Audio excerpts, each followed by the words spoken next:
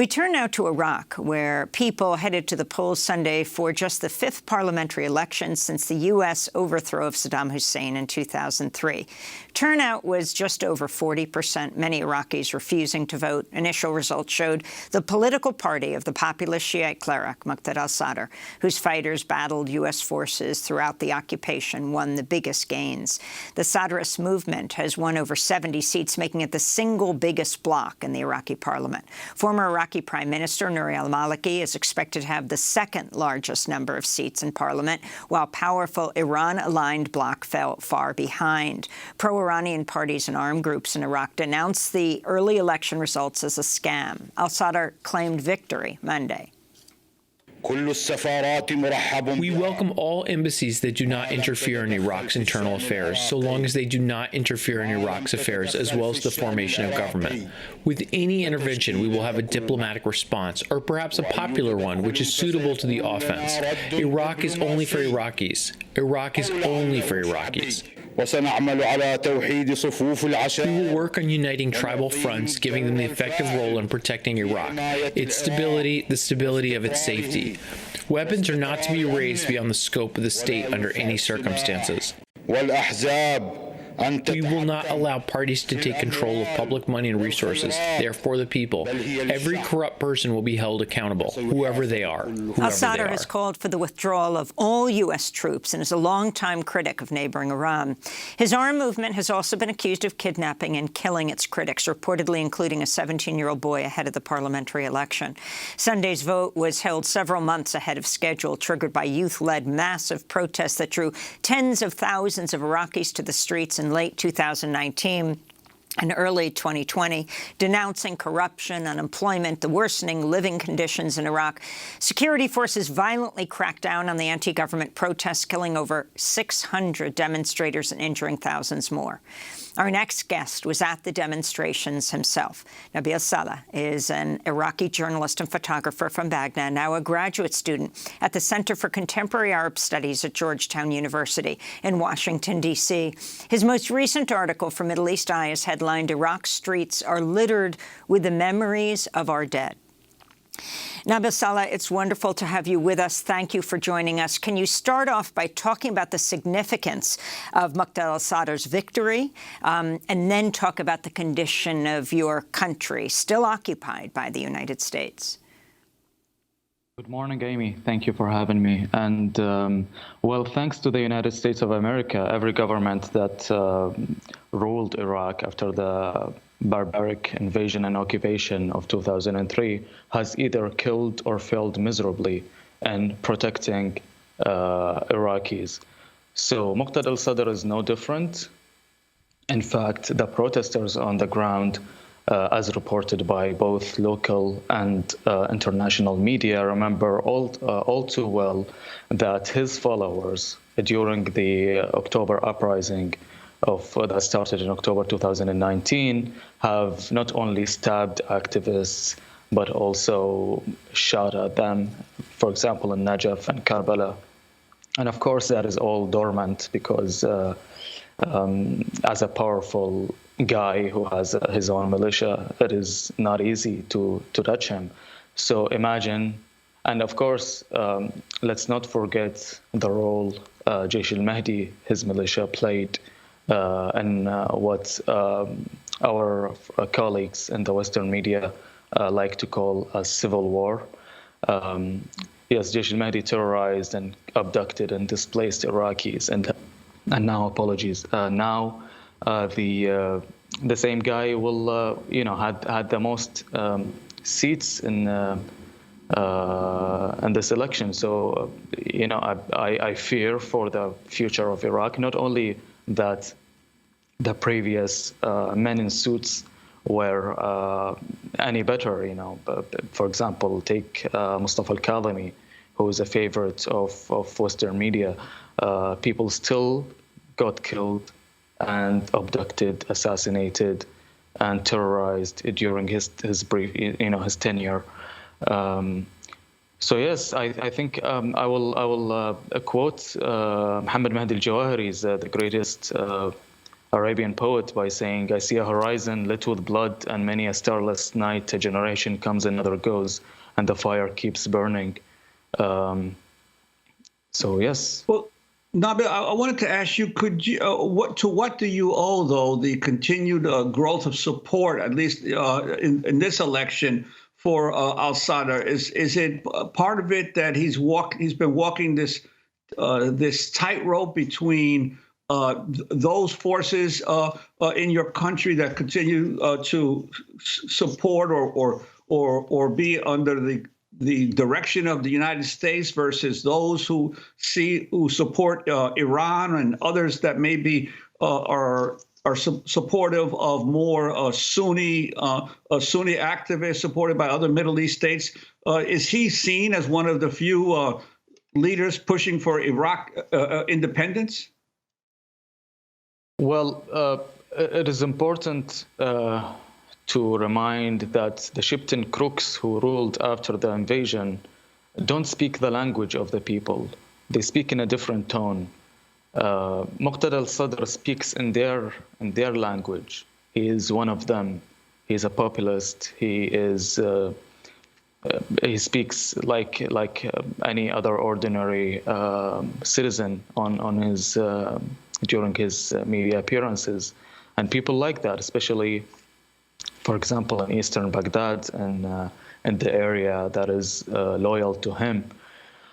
But also the fact that he won so many seats goes back to the fact that the rest of Iraqis who don't follow him actually don't bother going to vote, because it doesn't make a difference. Like I said, Iraqis will still be killed, and the next government will still fail to protect them and enable their necessary death that started long way back in '91. So yes, and it is important also to notice that in his speech that you just aired, the tone that he speaks in it's threatening. So imagine someone whose first speech, who speaks in this tone in his first speech. And these elections only came about because of an unusual mass protest movement that developed. Some of the supporters of the protest did gain a few seats, but do you think that overall it was advisable for these elections to occur because now that we see the results? Well, the elections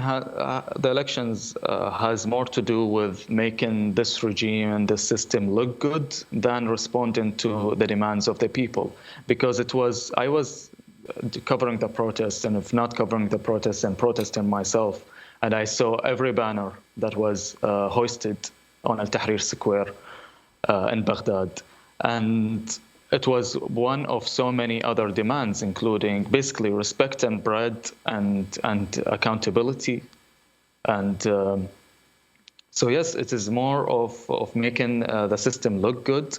And yes, some new faces from the protest movement won a few seats. For example, the Imtidad movement by Ala al-Rikabi, who is a protester from Nasri and a pharmacist.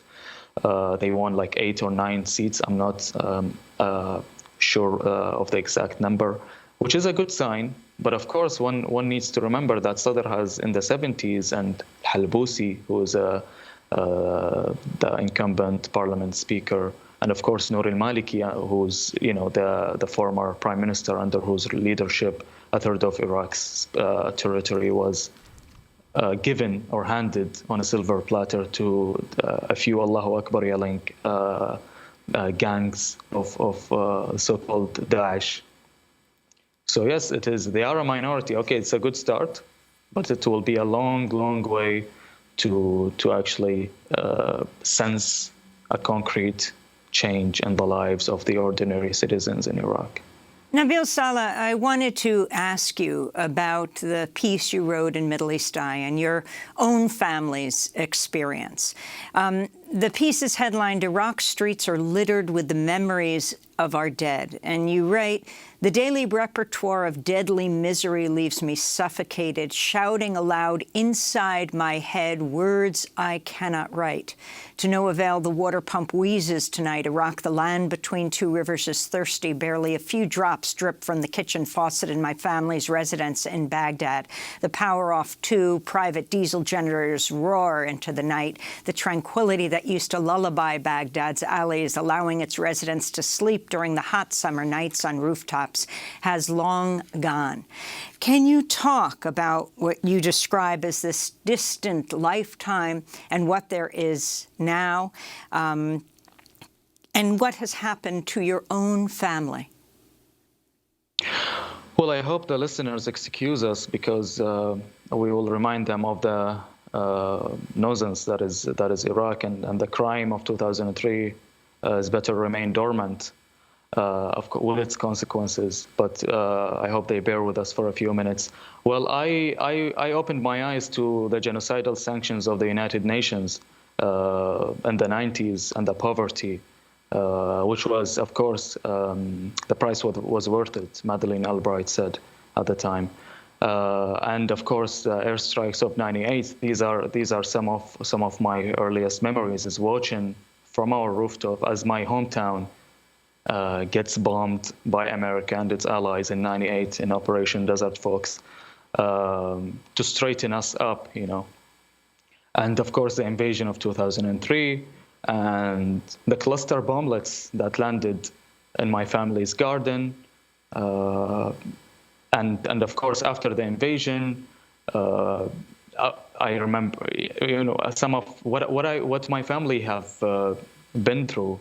Has been through is nothing compared to what so many other families suffered. But for example, my father was kidnapped by a militia claiming to represent the Shias. My uncle was kidnapped by al-Qaeda. We were displaced by another militia that claims to support the Sunnis.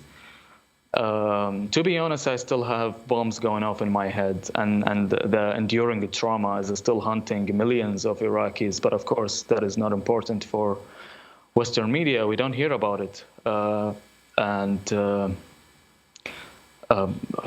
Your mother yes, this summer? And Iraq. Yes, my mother actually passed away in July 25 in a hospital, in a state hospital in Baghdad, in which me and my beautiful sisters and brother had to beg and bribe to have nurses actually given her medication at time. The power goes off for many hours, and imagine even the doctors don't, feel hopeless and helpless, and they don't call, for example, the technicians or the administration and the hospital to tell them to fix it. And I end up calling an official from the Ministry of Health and beg him to try and do something. And the whole day until sunset, my late mother used to say how the weather was hot and she wanted air, and it's chaotic. I was speaking with a friend the other day, and she told me, so people actually go there to die, and yes, that's what happens. And I also want to again, thanks to the United States of America and its benevolence, the Ministry of Health is often the share of the Sadrists, who are the biggest winners in these elections. So imagine if that's how one ministry functioned, if I can use the word. Imagine what the rest of the country will look like under their domination. Not to say they are not dominant yet, but again, I will need to remind our listeners that he will not be able to form the next government on his own, because he needs 50+1 seats in the government and the parliament to do so out of 328. So coalitions will take place afterwards, and deliberations will take months, of course, and who pays who, and they will, of course, deceive the people again. That's the thing. When you vote in Iraq, you don't end up being ruled by the one you voted for. We have to wrap, but we have 30 seconds. There are 2,500 U.S. troops still in Iraq. As you watch the U.S. troops pulled out of Afghanistan, do you want to see the same thing in Iraq, Nabil? Well, I will just say, quote Saadi Yusuf's, the late Iraqi poet, poem, which says, "A beautiful Iraq will come when the American leaves and the Persian servant in his turban."